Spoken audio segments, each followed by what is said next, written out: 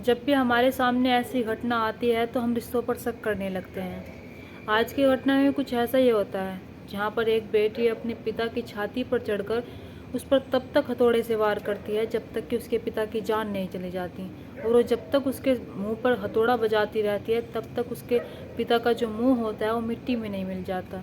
और इतना ही नहीं, इससे पहले ये अपने 2 बच्चों को मार चुकी है। आखिरकार ये महिला ऐसा क्यों करती है, और एक बेटी अपने पिता के साथ ये सब कुछ क्यों करती है, और अपने बच्चों के साथ ये सब कुछ क्यों करती है, हम जानते हैं इस घटना के माध्यम से। चले तो बिना देरी के इस घटना को शुरू करते हैं और जानते हैं कि यहाँ पर क्या होता है। नमस्कार, आदाब, सत श्री अकाल, हर हर महादेव। मेरा नाम रूपा है और आज की ये घटना बिहार प्रदेश का एक थाना लगता है बेगया, और इसी थाने के अंतर्गत एक गांव आता है मनकोसी गांव। मैं बात कर रही हूँ 3 सितंबर सन 2025 की। 3 सितंबर सन 2025 को एक घर में से चीखने चिल्लाने की आवाज़ आ रही थी। एक घर में चीखने चिल्लाने की आवाज़ जब आस पड़ोस के लोग सुनते हैं तो वे भी अपने घर के बाहर निकल कर आते हैं। जैसे ही वे अपने घर के बाहर निकल कर आते हैं तो देखते हैं ये आवाज़ किसी और के घर में से नहीं, यहीं पर रहने वाला एक व्यक्ति जिसका नाम कपिल मिश्रा होता है उसके घर में से आ रही है।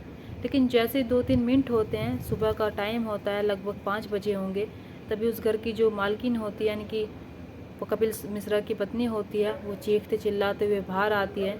इधर उसका बेटा भी बाहर आता है और बाहर आने के बाद कहता है कि मेरे पापा को बचा लीजिए, मेरे पापा को बचा लीजिए।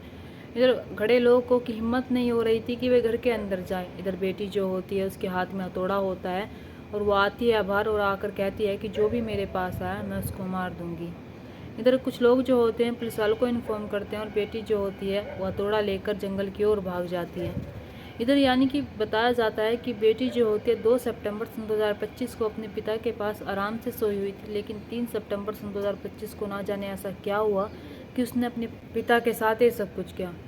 बेगया थाने की जो पुलिस होती है वो मौके पर पहुंचते हैं। मौके पर पहुंचने के बाद जो पिता होते हैं, कपिल मिश्रा होते हैं, उनको देखती है तो उनकी हालत जो होती है वाकई में बहुत बेकार होती है। यानी कि वे उन्होंने मौके पर ही दम तोड़ दिया था।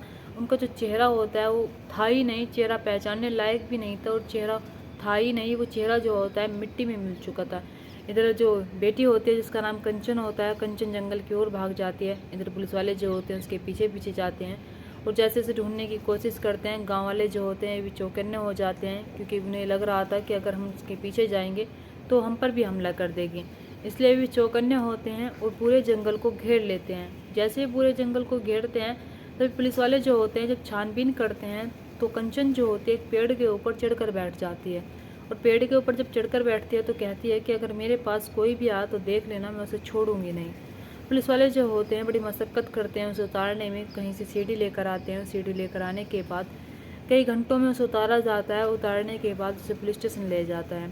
इधर लड़की जो होती है कंचन, वो सिर्फ पुलिस वालों को घूरे जा रही थी, वो घूर रही थी। पुलिस वालों को समझ नहीं आ रहा था कि आखिरकार एक बेटी ने अपने पिता के साथ ऐसा क्यों किया। ऐसी कौन सी वजह रही होगी कि बेटी ने अपने पिता की इतनी निर्मम तरीके से हत्या की। और इतना ही नहीं, इससे पहले भी ये अपने 2 बच्चों को मार चुकी हैं। इधर ये लड़की जो होती है कंचन कुछ बताने की हालत में नहीं होती है। पुलिस वाले जो होते हैं परिवार वालों से पूछने की कोशिश करते हैं। परिवार वालों से कहते हैं कि आखिरकार तुम्हारी बेटी ने अपने पिता के साथ ऐसा क्यों किया। तो परिवार के लोग एक ऐसी कहानी सुनाते हैं जिस कहानी को सुनकर वाकई में कंचन पर दया भी आती है और शायद कंचन पर अब गुस्सा भी आता है जब उसने अपने पिता के साथ ये सब कुछ किया। परिवार के जो लोग होते हैं बताते हैं कि साहब सन 2018 में हमारी बेटी की जो शादी हुई थी उत्तर प्रदेश के जो कानपुर है, कानपुर का ही एक इलाका है कन्नौज, यहीं के रहने वाले एक व्यक्ति से हुई थी। सन 2018 में जब कंचन की शादी उस व्यक्ति से होती है तो व्यक्ति जो होता है कंचन को पहले पहले तो पसंद करता है, लेकिन कुछ वक्त बीतने के बाद वो कंचन को परेशान करने लगता है। वो कंचन के साथ मारपीट करने लगता है। वो कंचन को कहता है कि तुम अपने घर जाओ, हम तुम्हें नहीं रखना चाहते।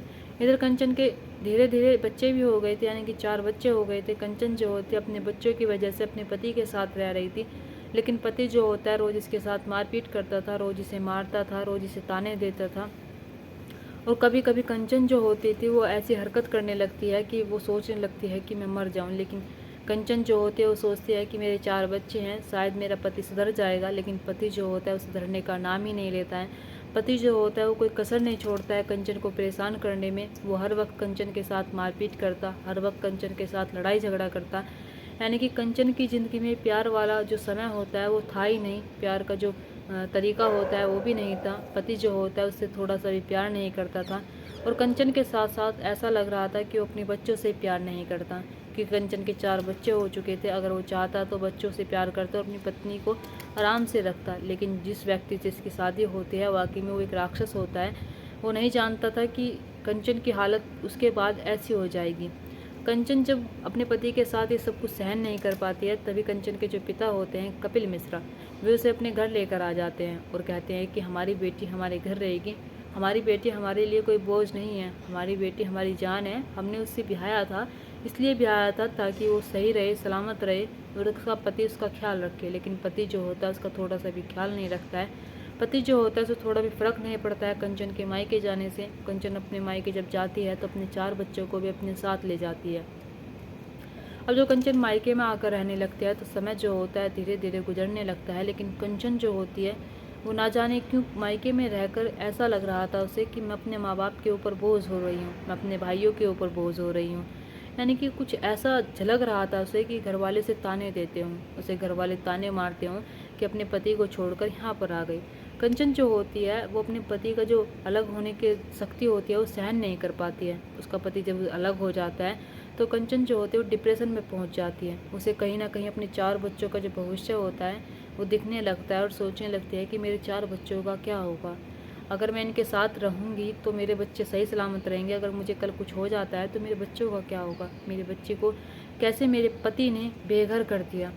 इधर कंचन जो होती है उसकी मानसिक स्थिति जो होती है वो ख़राब होने लगती है। ऐसा लोग, गांव के लोग भी बताते हैं, परिवार के लोग भी बताते हैं कि आज से कुछ साल पहले कंचन जो होती है अपने बेटे को, यानी कि बड़े वाले को, उसे पानी में डुबो के मार देती है। इससे घर वाले परेशान हो जाते हैं, घर वाले सोचने लगते हैं कि कंचन डिप्रेशन में है, इसलिए कोई पुलिस कंप्लेंट नहीं करते हैं, इसलिए वे इस केस को दबाने की कोशिश करते हैं, इस बात को दबाने की कोशिश करते हैं। और इतना ही नहीं, वो दूसरे बच्चे की भी जान ले लेती है, यानी कि अपने 2 बच्चों की जान ले लेती है। जब परिवार वाले बहुत परेशान हो जाते हैं, तंग हो जाते हैं, परिवार वाले जो होते हैं एक फ़ैसला लेते हैं कि कंचन को हम बांध कर रखेंगे। कंचन के हाथ पैरों में बेड़ियाँ दे दी जाती है, उसे एक कमरे में रख दिया जाता है, और कमरे में जब रखा जाता है तो उसका जब खाने का समय होता था तब उसे खाना मिल जाता था। तब उसका वॉशरूम जो होता है वो कमरे के अंदर ही होता है, वो अपने आप कर लिया करती थी। बेड़ियाँ जो होती है इतनी बड़ी होती हैं। इधर जो उसे हर वक्त हर चीज़ का टाइम टेबल बन जाता है। जब भी उसे किसी भी चीज़ की ज़रूरत होती थी तो वो कहने की ज़रूरत ही नहीं पड़ती थी, परिवार वाले जो होते हैं उसे लाकर दे दिया करते थे। लेकिन परिवार का कोई भी सदस्य ये नहीं चाहता था कि उस खुली रहे, अगर खुली रहेगी तो ना जाने कल वो किसको नुकसान पहुंचा देगी। उसने अपने 2 बच्चों के साथ ये सब कुछ कर दिया तो आने वाले टाइम में ना जाने वो क्या करेगी। कंचन की ये सब का जिम्मेदार जो होता है उसका पति होता है। उसके पति ने ही उसके साथ ये सब कुछ किया, उसके पति ने उसे छोड़कर उसके साथ मारपीट करके उसे डिप्रेशन जैसी हालत में डाल दिया। कंचन की जो मानसिक स्थिति होती है वो बहुत ही बेकार हो जाती है। इधर पिता जो होते हैं उन तरस आता रहता है।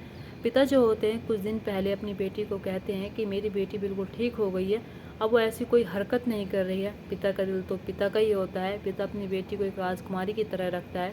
पिता जो होता है अपनी बेटी को कभी नहीं चाहता है कि वो ऐसी बेटियों में रहे। पिता कभी नहीं चाहता है कि एक बेटी अपने पति के साथ नाखुश रहे। पिता जो होता है हमेशा चाहता है कि मेरी बेटी हमेशा खुश रहे और हमेशा उसका जो जीवन है अच्छे से व्यतीत हो।